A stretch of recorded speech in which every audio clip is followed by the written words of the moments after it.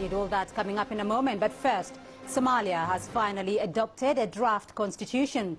This process fulfills the promise envisioned in the country's roadmap towards ending the current 9-year transition period. The landmark decision by the National Constituent Assembly paves the way for the expected August the 20th elections. CCTV's Mohammed Hirmoge brings us that story. Somalia now has a provisional constitution. The National Constituent Assembly finally adopts the draft with 96% majority vote after delays since 3 months ago. Somalia's constitution-making process has taken 7 years and millions of dollars spent.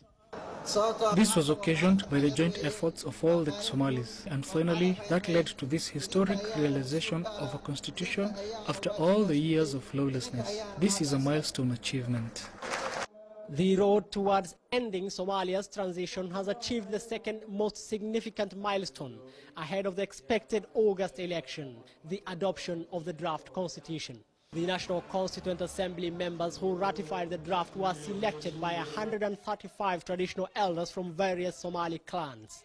After 7 years, almost 8 years of constitutional making processes, internal wranglings between different political figures. It's been very frustrating, but finally I think we did it in 11 months.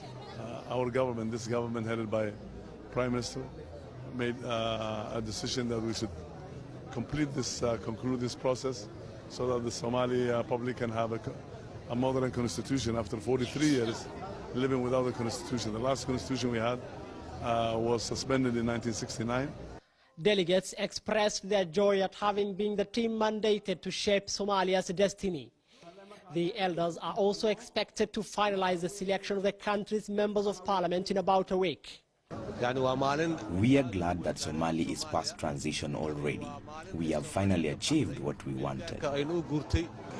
We are glad to be the team that adopted Somalia's constitution. This is a new dawn for Somalia. Somalia has not had a constitution for 43 years after the independence constitution has been suspended by the military in 1969. 7 years has passed since Somalia's constitution-making process started. Today in this hall, the National Constituent Assembly finally adopts provisionally Somalia's draft constitution, paving the way for elections come August 20th. Mohammed Hirmoge, CCTV, Mogadishu.